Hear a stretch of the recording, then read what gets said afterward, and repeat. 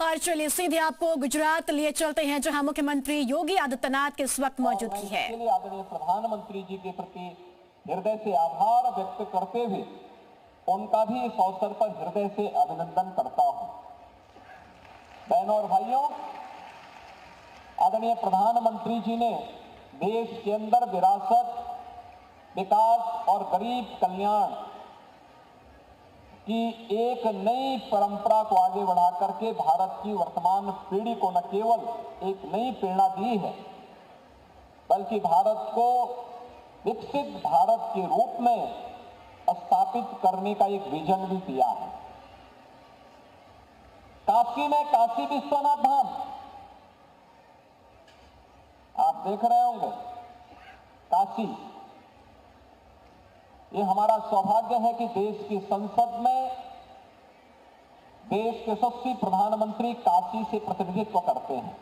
अविनाशी काशी प्रतिवर्ष 11 से 12 करोड़ श्रद्धालु और टूरिस्ट इस समय वाराणसी काशी में काशी विश्वनाथ बनने के बाद, उसका भव्य स्वरूप सामने आने के बाद प्रतिवर्ष वहां आ रहा है। अयोध्या धाम में कोई सोचता था आज से 11 वर्ष पहले कि अयोध्या में भगवान राम का भव्य मंदिर बन पाएगा? कोई नहीं सोचता था। हाँ, राम भक्त आंदोलन करते थे, क्योंकि आंदोलन, ये अभियान 500 वर्षों से निरंतर बना हुआ था, लेकिन आस लगभग छोड़ चुके थे, क्योंकि कई पीढ़ियां थी जो ये आस लेकर के चली गई कि अयोध्या में राम मंदिर फिर बन पाएगा। हर एक के मन में एक टीस होती थी, कब ये बनेगा। लेकिन जो दूसरों के लिए संभव था, उसको मोदी जी ने संभव करके दिखा दिया। अयोध्या में भगवान राम का भव्य मंदिर का निर्माण भी हो गया। आज अयोध्या दुनिया की सुंदरतम नगरियों में से एक हो गई और प्रतिवर्ष 6 से 8 करोड़ श्रद्धालु और टूरिस्ट इस समय अयोध्या धाम में आ रहा है, अयोध्या का दर्शन कर रहा है।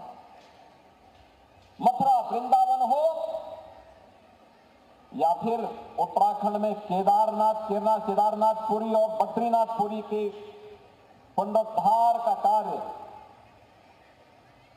मध्य प्रदेश में महाकाल का महालोक हो या फिर देश के अंदर अलग अलग स्थानों पर भारत की विरासत को सम्मान देने, भारत के अंदर आधुनिक इंफ्रास्ट्रक्चर के माध्यम से भारत के विकास को कैसे आगे बढ़ाया जाना चाहिए और भारत के अंदर भारत के युवाओं की, भारत के अन्नदाता किसानों की, भारत के श्रमिकों की, भारत की आधी आबादी महिलाओं की आकांक्षाओं के अनुरूप भारत का समग्र विकास हो सके, उसे किस रूप में प्रस्तुत करना चाहिए। ये प्रधानमंत्री मोदी जी के नेतृत्व में आज जब भारत दुनिया के अंदर तेजी के साथ उभरती हुई एक अर्थव्यवस्था के रूप में आगे बढ़ी है, उन स्थितियों में अपनी आस्था के साथ साथ विरासत के सम्मान को कैसे बढ़ाना है, स्टैच्यू ऑफ यूनिटी उसका एक बेहतरीन उदाहरण है। अभिनंदनीय और अविस्मरणीय क्षण हर भारतवासी के सामने प्रस्तुत करता है और इसके लिए हर भारतवासी प्रधानमंत्री मोदी जी का कृतज्ञता पूर्वक आभार व्यक्त करता है। बहनों और भाइयों, सरदार वल्लभ भाई पटेल भारत की अखंडता के शिल्पी।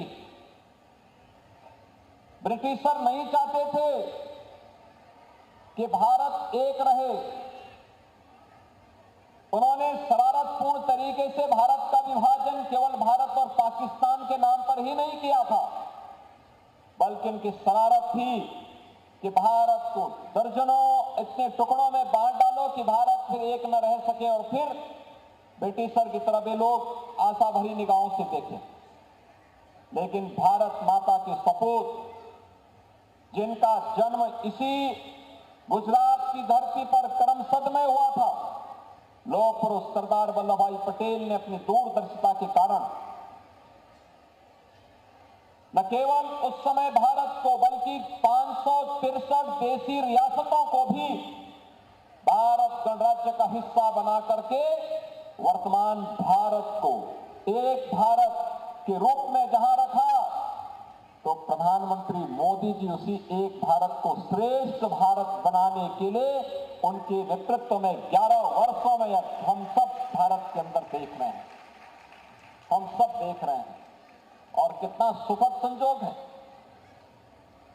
कि अरुणाचल प्रदेश, जहां भारत का पहला सूर्य उगता है, अरुणाचल प्रदेश से लेकर के और द्वारिकापुरी तक का पूरा भाग आज यहां पे जुड़ रहा है। अरुणाचल प्रदेश का प्रतिनिधित्व कर रहे हैं वहां के ऑनरेबल गवर्नर, और गुजरात की धरती पर सरदार साहब के इस पावन धरा पर स्टैच्यू ऑफ यूनिटी के सानिध्य में ये भारत प्रकाश पर्व के इस आयोजन के साथ हम सबको जुड़ने का अवसर प्राप्त हो रहा है। ये सचमुच पिछले 7 वर्ष में जो विकास यहां का हुआ है, यह स्टैच्यू ऑफ यूनिटी और सरदार सरोवर के तट पर हुए विकास और टूरिज्म के एक बेहतरीन केंद्र को ही हम नहीं देख रहे हैं, ये भारत के विकास की एक प्रतिकृति भी है। भारत का विकास इन्हीं मूल्यों पर, इन्हीं आदर्शों पर हुआ है, और भारत प्रकाश पर्व इस बात का उदाहरण है। जैसे सरदार साहब के समय में, उस समय कुछ रियासतें ऐसी थी जिनमें जूनागढ़ का नवाब और हैदराबाद का निजाम, जो भारत गणराज्य में आने के लिए आनाकानी कर रहा था, लेकिन सरदार साहब ने कहा कि प्यार से मानोगे ठीक है, नहीं तो दूसरे भी तरीके हैं मनाने के लिए। और आपने देखा होगा कैसे उनको यहां देश छोड़ करके भागना पड़ा था। नया भारत, नया भारत भारत की सुरक्षा, भारत की संप्रभुता और भारत की अखंडता के साथ कोई समझौता नहीं करता है। जो भारत की सुरक्षा में सेंध लगाएगा उसकी कीमत चुकाएगा। जो भी भारत के नागरिकों की सुरक्षा में सेंध लगाने का दुस्साहस करेगा उसकी कीमत उसको चुकानी ही पड़ेगी। ये नया भारत समय आने पर इस प्रकार का जवाब देता है। पिछले 11 वर्षों में हमने इन सब कार्यों को अपने आंखों से देखा है, हर भारतवासी ने इसको महसूस किया है। आज सरदार सरोवर के तट पर स्टैच्यू ऑफ यूनिटी के सानिध्य में होने वाले प्रकाश पर्व के लिए मैं गुजरात सरकार और इससे जुड़े हुए उन सभी महानुभावों का हृदय से धन्यवाद करता हूं, हृदय से अभिनंदन करता हूं और विश्वास करता हूं कि प्रकाश पर्व, ये भारत प्रकाश पर्व, भारत में एक भारत श्रेष्ठ भारत के प्रधानमंत्री मोदी जी के विजन को पूरे देश के अंदर हर एक टूरिज्म के उस स्पॉट पर, चाहे वह स्पिरिचुअल टूरिज्म का हो, इको टूरिज्म का हो, हेरिटेज टूरिज्म का हो, या फिर किसी भी प्रकार के टूरिज्म से जुड़े हुए, एडवेंचर से जुड़ा हुआ हो, इन सभी स्थलों को इसी प्रकार से भारत पर्व के रूप में, एक भारत श्रेष्ठ भारत के रूप में आगे बढ़ाने में अपना योगदान दे पाएंगे। मैं एक बार फिर से इस पूरे अभियान के प्रति अपनी राज्य की जनता की ओर से, उत्तर प्रदेश सरकार की ओर से अपनी शुभेच्छा व्यक्त करता हूं, अपनी शुभकामनाएं देता हूं और भारत प्रकाश पर्व के प्रति अपनी मंगलमय शुभकामनाएं देते हुए इस कार्यक्रम के साथ उत्तर प्रदेश हमेशा एक सहयोगी राज्य के रूप में अपना सहयोग और समर्थन देता रहेगा। इस बात के लिए अपनी यहाँ पे प्रतिबद्धता को व्यक्त करते हुए अपनी शुभकामनाएं देता हूं। धन्यवाद। जय हिंद।